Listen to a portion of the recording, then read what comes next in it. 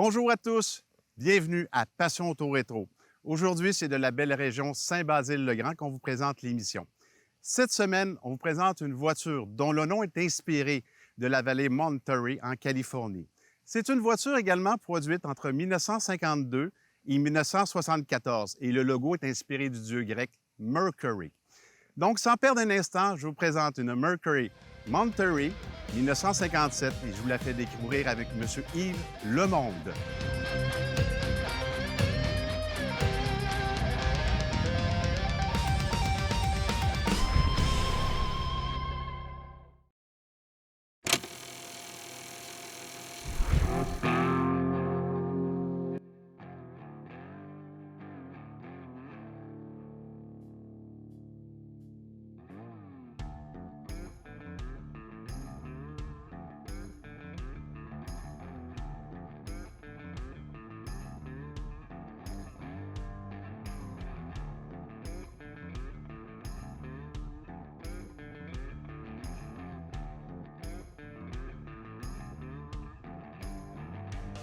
Elle est dorénavant plus longue, plus basse, plus large et offre plus d'espace. Une suspension maintenant appelée Air Cushion, disponible en option, possède des coussinets à air agissant comme des pneus. La Mercury est disponible en 3 séries, Monterey, Montclair et la luxueuse Turnpike Cruiser. Cette dernière est équipée d'une lunette arrière pouvant s'abaisser. Les versions disponibles sont les 2 et 4 portes sédan et hardtop, décapotables et familiales. La Mercury Turnpike Cruiser fut choisie comme pace car pour les 500 000 d'Indianapolis. Les prix s'échelonneront de 2 576 $ à 4 103 $.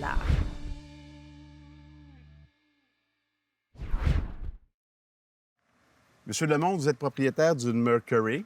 Oui. Une Mercury très rare, une 57. Oui, c'est Une- en fait une Monterey, c'est ce qui fait sa rareté. Effectivement, on en voit très peu sur la route. Honnêtement, c'est la première que je vois en personne.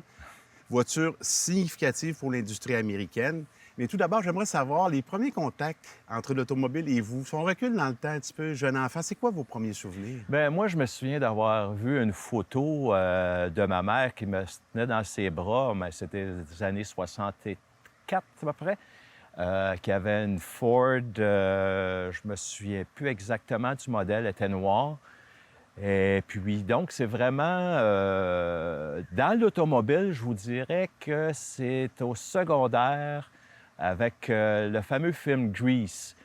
Ça m'a vraiment marqué, cette époque-là. C'est vraiment là que ça a commencé la passion. Oui, c'est vraiment là que Petit ça... souvenir d'enfance avec maman, mais c'est pas Pas ça qui a vraiment. réveillé la passion. Non, absolument pas. Le film Grease, c'est un film important qui souligne une époque importante qui est l'après-guerre, les années 50. Absolument. Et cette période-là vous touche particulièrement. Oui, parce que, bon, c'était le rock'n'roll, c'était dans le temps d'Elvis Presley, etc. Donc, il y avait beaucoup Et puis, j'ai mon épouse aussi qui faisait de la danse rock'n'roll acrobatique. Et OK. tout ça qui se rapprochait toujours dans ces années-là, les 50, avec les jupes à crénoline, etc. C'est une belle période. C'est une belle période qui m'a vraiment approché. C'est pour ça que je voulais avoir une voiture qui représentait cette époque-là. Je reviens un peu sur ce que votre épouse faisait à l'époque. On parle de quelle année qu'elle faisait ça? On parle des années 80, peut-être un peu avant, les années entre 70 et 80. Moi, c'est vraiment la période de Grease qui a comme fait Absolument. une nouvelle vague, effectivement, parce que les gens des années 50, à cette époque-là, là, on parle Grease 1978 environ, ces gens-là étaient rendus à se rappeler des souvenirs. Absolument. Donc, c'est pour ça que c'est là que vraiment ça a commencé. Je ne regardais pas vraiment pour une voiture dans ce temps-là, mais j'ai vraiment aimé la musique, le rock'n'roll, etc., dans ces années-là. Donc, la voiture, à quelque part, ça vient pour vous faire un supplément pour appuyer cette période-là. Exactement. Puis, c'est vu aussi l'âge que j'ai, c'est pas nécessairement, je suis né en 61 et non en 57, mais ça rapproche quand même, là, j'aimais mieux les modèles, la découpe et tout ça, les courbes dans ces années 50. Là. Puis notre génération aussi, voulant en savoir un petit peu plus sur cette époque-là, l'époque des années folles, parce qu'on sait que nos parents ont touché à ça, Puis par la bande, ça nous intéressait pour savoir un peu ce que nos parents vivaient à l'époque.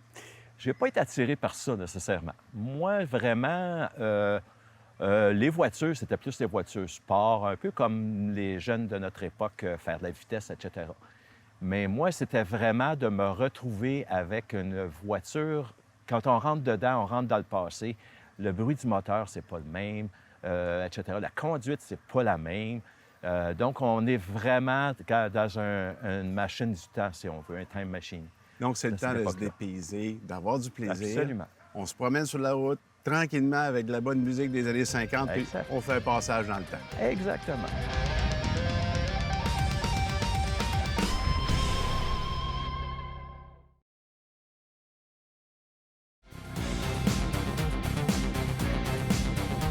Cette année, dans le volet de Mario Lacroix, mais on présente une série sur l'histoire des VR. Mais tout d'abord, on va parler de l'histoire du camping, Mario. Oui, tout d'abord, pour replacer les gens, avant de parler de VR, on va parler de camping, naturellement. Donc, le camping, le mot camping vient du terme anglais camping site, mais en Europe, on disait faire campo. Faire campo, c'est une expression qui voulait tout simplement dire c'était la fin de l'année scolaire, donc les enfants pouvaient aller travailler sur la ferme avec leurs parents. Un beau cadeau. On est loin du camping, Oui. mais c'est devenu comme ça. Et plus tard, au 19e siècle, bien, le terme camping a vraiment fait son apparition. Bon, ceci étant dit, le camping à cette époque-là, c'est pas le camping qu'on connaît aujourd'hui. Pas du tout. C'était très, très rustique. Alors, on n'avait pas vraiment d'équipement. C'était des fabrications un peu old-made, à la main, excusez-moi. Mais bref, c'était ça. Et c'était uniquement réservé, pas être réservé, mais pratiqué, je dirais, plutôt par la bourgeoisie, L'élite. l'élite, parce qu'on s'entend que la vie était tellement dure à cette époque que les gens, aller dans le bois là, avec une tente, ça ne leur tentait pas vraiment. Alors qu'aujourd'hui, c'est un moyen économique de se changer d'idée. À l'époque, c'était prestigieux de Puis partir. il faut comprendre aussi qu'à un moment donné, dans les années 30, 40, on a vu apparaître les 2 semaines de vacances payées. Ça a changé de Le bonheur. fameux 4 Oui. Donc, tu ne te ramassais pas sans salaire, donc tu pouvais comme avoir un peu plus de sous pour aller faire ce loisir. Pour les gens qui sont plus jeunes, il faut le dire, il n'y avait pas de vacances à un moment donné.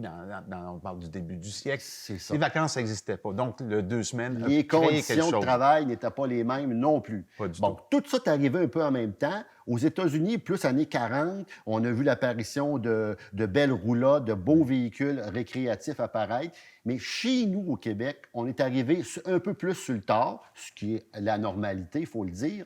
Si bien qu'en 1940, on a vu l'apparition du premier terrain de camping au Lac-aux-Sables, le camping Pronovo. Il faut attendre quand même un bon bout de temps. Un là. bon bout de temps. Et ça a été 22 ans plus tard, en 1962, on a vu l'apparition de l'Association de camping caravaning qui a fait son apparition. Et à cette époque-là, on avait 95 terrains seulement de répertoriés au Québec.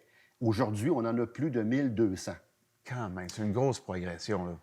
Qu'est-ce qui a vraiment aidé à l'établissement de terrains de camping, de nouveaux terrains? C'est Expo 67. Bon, on se rappelle qu'il y a eu beaucoup de monde, mettons. On avait un déficit d'hébergement, c'est sûr. Exact. C'est une foule de gens qui s'en venaient de l'extérieur. là. Et l'événement avait lieu en été, donc on a vu l'apparition d'une multiplication de terrains de camping qui est arrivée. Et de fil en aiguille, ce loisir a pris vraiment de l'ampleur. Une petite anecdote comme ça, en 1970, ça coûtait 1,35 $ par jour pour faire du camping. Et que c'est pas cher. 145 $ pour être saisonnier. Aujourd'hui, c'est environ entre 2500 et 3000, même plus que ça pour être saisonnier, 4 mois par année, là. On voit qu'on n'a s'entend. pas suivi l'inflation. Là. Ça a monté plus vite. Là. Et voilà. Et en 1988, chose normale, on a vu l'apparition du premier salon de VR, de véhicules récréatifs au Québec. Aujourd'hui, on peut dire que c'est une passion qui a rejoint vraiment beaucoup de gens. Qu'on parle d'un gros VR ou d'une petite tente, il y a beaucoup de gens concernés. Dans les prochains épisodes, là, on va parler vraiment de véhicules récréatifs à partir des années 1900 à venir aux années 70. Vous allez voir des affaires assez surprenantes. Merci, Mario. Merci. Cette chronique vous a été présentée par le magazine V8 Passion.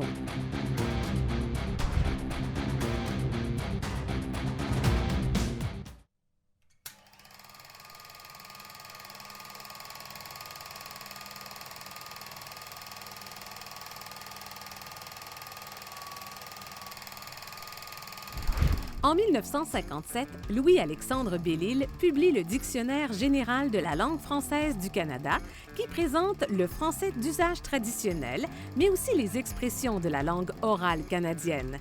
Cet ouvrage, contenant près de 60 000 mots, deviendra un modèle du genre. Bellil recevra d'ailleurs le prix de la langue française de l'Académie française l'année suivante. Le 28 mars, le prototype CL-28, ou Argus, le plus gros avion jamais fabriqué au Canada, sort de l'usine Canadair et effectue son premier vol. Le 14 décembre, le maire de Québec, Wilfrid Hamel, assiste à l'ouverture officielle du nouvel aérogare de l'Ancienne-Lorette en compagnie du ministre fédéral des Transports, George Ease. Au moment de l'inauguration, l'achalandage du trafic aérien comptait plus de 6 000 départs et atterrissages par mois, soit près de 75 000 par année. Aujourd'hui, ils sont estimés à plus de 1,5 million annuellement.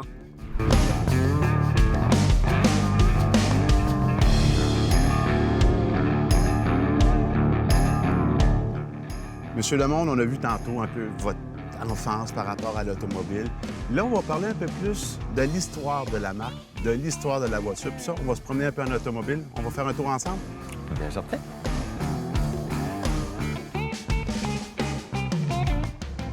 Monsieur Lemonde, pour la division Mercury, elle a été créée par Edsel Ford à l'époque, un peu pour répondre aux besoins de Buick, qui était dans un segment un peu de marché différent. Il y avait Chrysler aussi qui était dans ce segment de marché-là.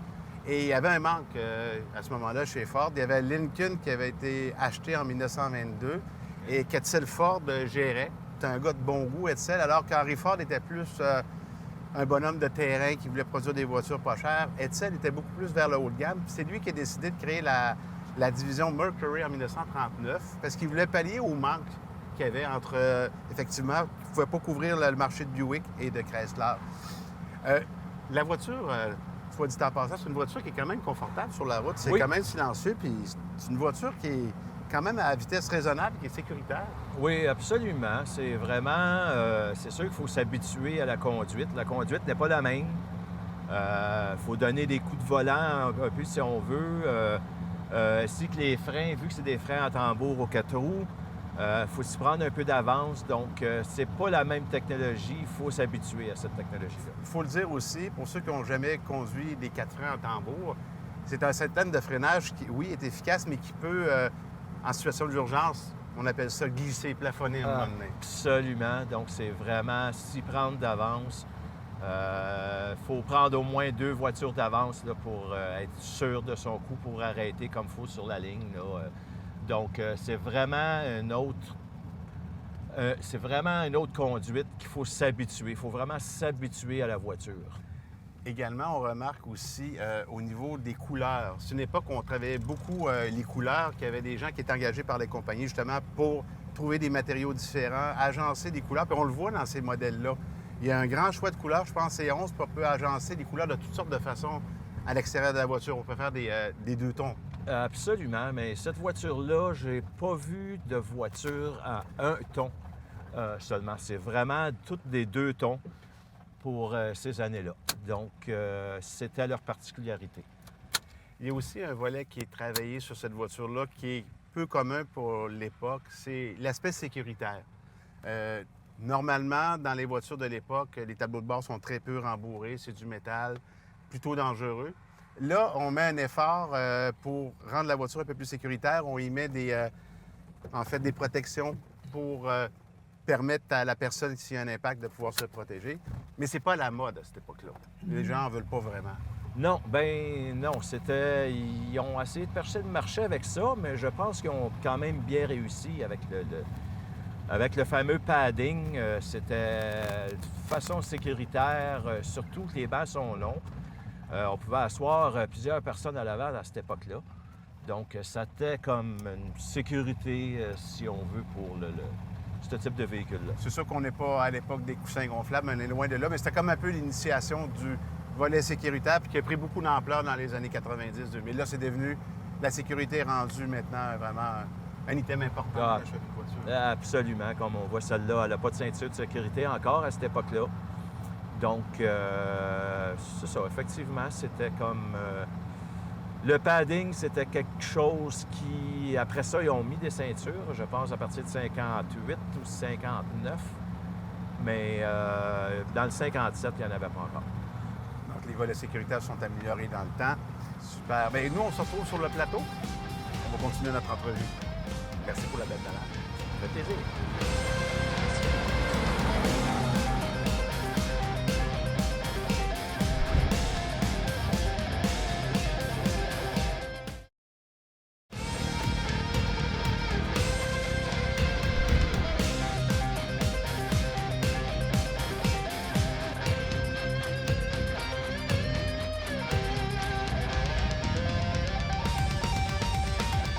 Merci pour le tour. Voiture très souple, confortable à l'américaine. C'est doux. C'était vraiment la clientèle, c'est ce qu'ils voulaient dans le temps. Oui, ils cherchaient plus à avoir le modèle 57, ils ont abaissé le châssis parce qu'avant, le châssis était plus surélevé. Ils ont décidé de baisser et naturellement, ce qui donne en sorte que c'est une voiture qu'au niveau de la suspension qui est comme un bateau, c'est-à-dire que c'est vraiment de la façon qu'elle était fabriquée. C'est une voiture qui était quand même assez lourde pour l'époque. Et celle-ci a mentionné que c'est une 57,5 parce qu'il y a 4 qu'on appelle communément H-beam à l'avant. Donc, les 57 avaient seulement que 2 H-beam en avant, tandis que là, il y en a 4. Donc, c'est ce qu'on appelle le 57,5. Alors, la Mustang a aussi sorti son modèle 64,5 à l'époque. Probablement que c'était une pratique de Ford de sortir des modèles mi-saison à cette époque-là. Oui, probablement. Au niveau de la ligne, très Oui. distinctive aussi, Oui. c'est une ligne américaine mais qui se distingue. Elle est différente des autres. Elle est comme compartimentée. On travaille beaucoup sur le design. Hein? Oui, il y a beaucoup. Le Mercury, si on voit les côtés à l'arrière, ça représente dans le temps Mercury qui est les astres. Oui. C'est une fusée. Donc, et puis, ce qui arrive, elle avait l'option, il y a du doré après. Donc, OK. ça venait, ça aussi en option. Ordinairement, c'était peinturé. En plus, c'est une voiture qui était faite en Ontario. OK. Et C'est une voiture canadienne. OK. Exactement. Et on la différencie par le Monterey. L'inscription Monterey est en dessous de l'aile, si on veut, tandis que les modèles américains, ils étaient sur le dessus. C'est ce qui distinguait les deux noms. Oui, il y a plusieurs petites choses qui faisaient la distinction, mais c'est la majeure qu'on peut voir, là, si c'est une voiture canadienne ou américaine. Parlons un peu de la planche de bar, qui est distinctive aussi. C'est Oui. pas une aiguille comme les autres voitures. Non, c'est carrément un curseur qui se déplace. C'est une ligne rouge qui se déplace.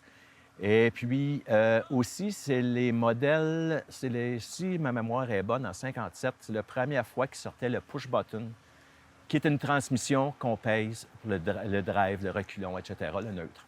Donc, c'était innovateur dans le temps. Et puis... C'était pour ouais. compétitionner aussi Chrysler qui arrivait avec ce genre de transmission-là, si je ne me trompe pas. On était dans le mode des transmissions à poussoir à l'époque.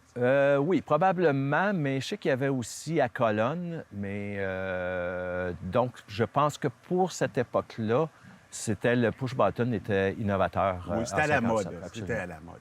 Et moi, j'adore les courbes de ce modèle-là, que ce soit qu'on parte de la valise à l'arrière qui fait vraiment dans le centre, si on regarde, c'est creusé, ça monte jusque sur le toit.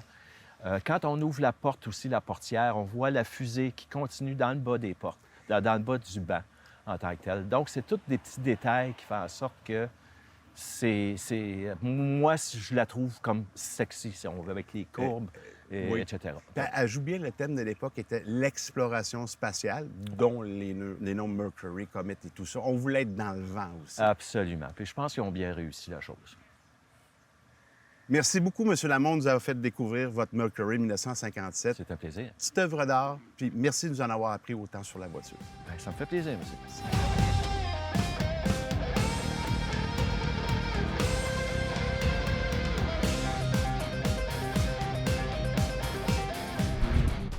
La voiture de la semaine vous a été présentée par Hagerty, assurance de voitures classiques.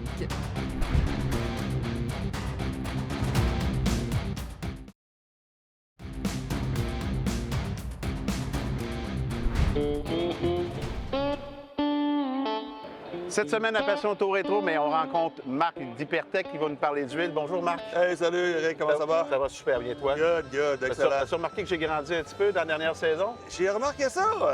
Je trouve ça étrange même. C'est épinard, mon cher. Mais je crois que ça s'est passé même comme aujourd'hui. Oui, oui, c'est instantané. Poussée de croissance. Hey Marc, on va parler cette semaine d'huile, bien sûr. Ouais. Des huiles pour les muscle cars et aussi les hot rods. Ouais. Muscle car, hot rod, véhicule classique, tout ce qui est véhicule qui a un certain âge, si tu veux. Qu'est-ce qui caractérise une huile, justement, qui est spécifique pour ce genre de produit-là? Qu'est-ce qu'il y a dans les ingrédients qui fait que c'est spécifique à ces produits-là? Ben, à cette époque-là, on employait des cams, des roller cams, etc. Et puis, les mécaniques étaient différentes. Puis ça demandait un taux de zinc plus élevé. Les huiles moteurs d'aujourd'hui ont un taux de zinc qui est beaucoup plus bas. Pour quelle raison, par curiosité? C'est des questions de... Écoute, ça a à voir avec l'environnement, ça a à voir avec les nouvelles normes. Question Tout de ça normes. est interrelié dans les normes, OK. qui sont de plus en plus exigeantes. Et puis, il y a des nouvelles manières de faire les choses, mais les anciennes manières, ben, le bon vieux zinc, ben, il y a encore sa place dans les vieux moteurs. C'est comme nécessaire. Donc, il est à propos, avec un moteur, on s'entend, d'un certain nombre d'années, on met de l'huile avec du zinc spécialisé. C'est obligatoire, surtout dans moteur haute performance. Le zinc, sa caractéristique dans l'huile, lui, c'est quoi? C'est un lubrifiant? C'est un lubrifiant. En fin de compte, c'est un peu ce qu'on pourrait appeler l'antifriction. C'est un produit qui, par une réaction chimique, se plaque au métal. Et plutôt que d'avoir un contact métal-métal, tu as un contact film de zinc à film de zinc. OK, c'est ça que tu as caractéristique. Fait que ça permet une usure du moteur plus ralentie. Dans le fond, il y a moins de friction, moins d'usure. Exactement. Petite question sur le produit, OK? AHP pour haute performance? Ouais, HP SYN, ça veut dire synthétique haute performance en français. OK. Alors, c'est une question des huiles de base, une classification qu'on a donnée à nos produits. Et ça, donc, c'est des huiles de base groupe 3 et PAO qu'on a là-dedans. Donc, dans le fond, ce qu'on a à faire, on a une voiture antique avec un moteur V8 ou peu importe la cylindrée. Voici le type de moteur, on consulte, puis tu vas nous adapter l'huile qu'il faut pour que notre moteur puisse durer. Ouais, exactement. Là, on va se déplacer vers une tabarouette de belle voiture, une voiture qui est significative pour toi. Nous, on se retrouve dans quelques secondes un petit peu plus loin. Super.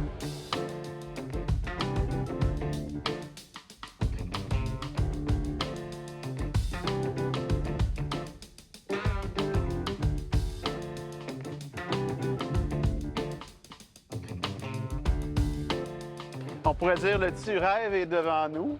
Ouais. Un Nova SS, on s'entend, Big Blocks, certain. Oh, c'est un vrai Big Block.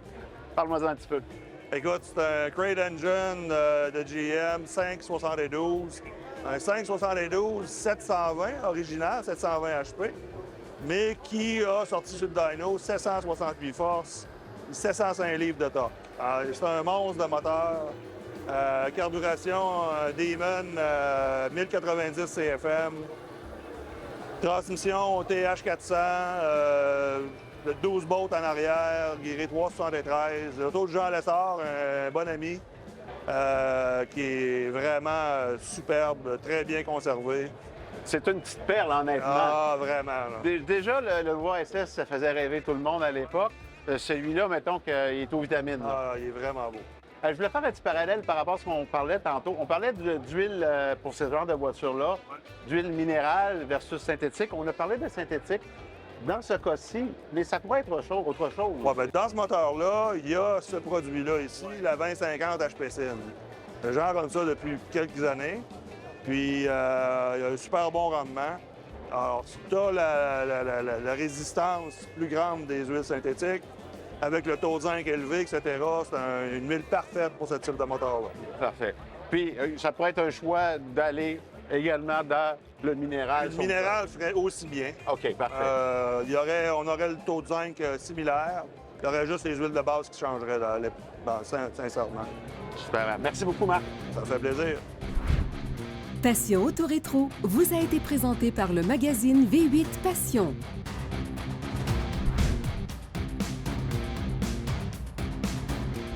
Eh bien, c'était Éric Fortier. Bien, je vous souhaite une très bonne semaine. Je vous donne un rendez-vous la semaine prochaine pour une autre émission Passion Auto Rétro.